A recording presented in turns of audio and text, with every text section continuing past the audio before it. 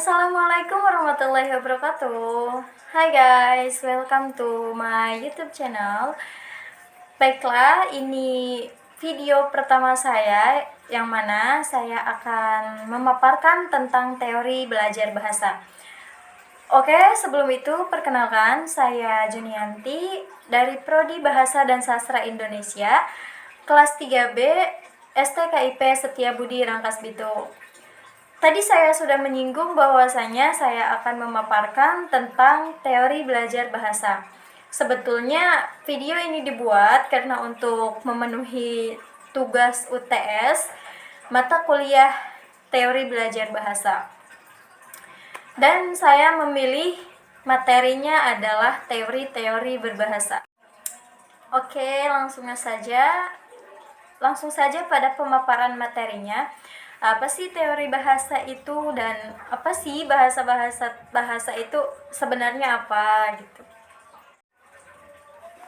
Baiklah, langsung saja.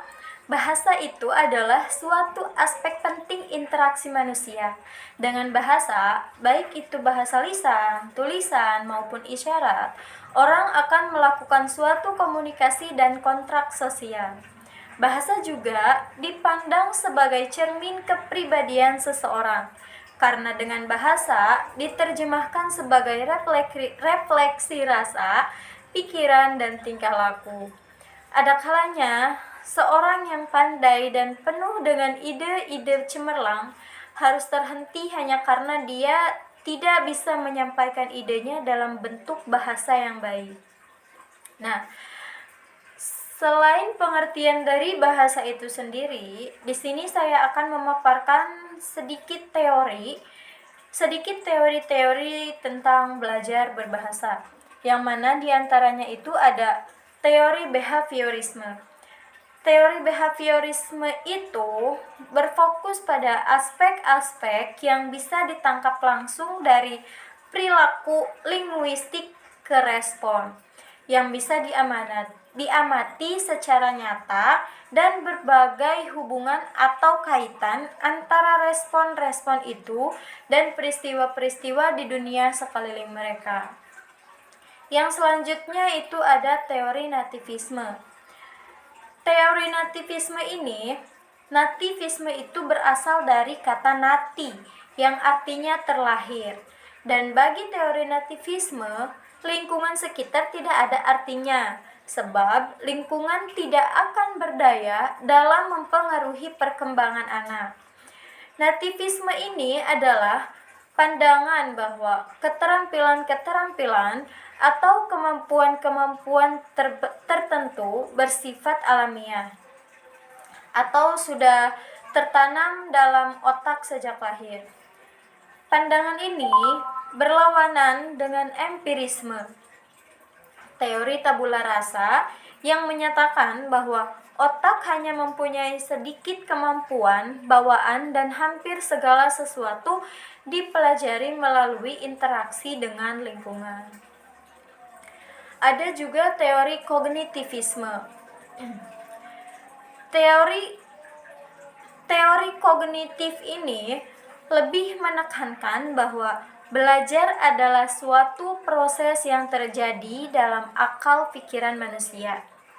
Pada dasarnya, belajar adalah suatu proses usaha yang melibatkan aktivitas mental yang terjadi dalam diri manusia sebagai akibat dari proses interaksi aktif dengan lingkungannya. Untuk memperoleh suatu perubahan dalam bentuk pengetahuan, pemahaman, tingkah laku, keterampilan, dan nilai sikap yang bersifat relatif dan berbekas. Ada juga teori konstruktivisme. Pada dasarnya, teori konstruktivisme mempunyai asumsi bahwa pengetahuan lebih bersifat kontekstual daripada absolut, yang memungkinkan adanya penafsiran jamak atau multi-perspektif, bukan hanya satu perspektif saja.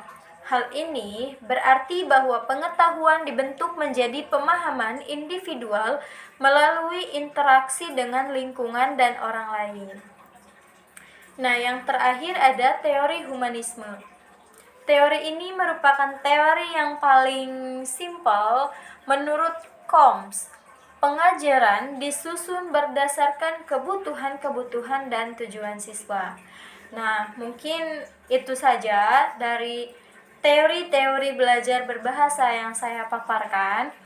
Untuk kekurangannya atau mungkin ada teori-teori lainnya yang belum saya sampaikan di sini, mungkin bisa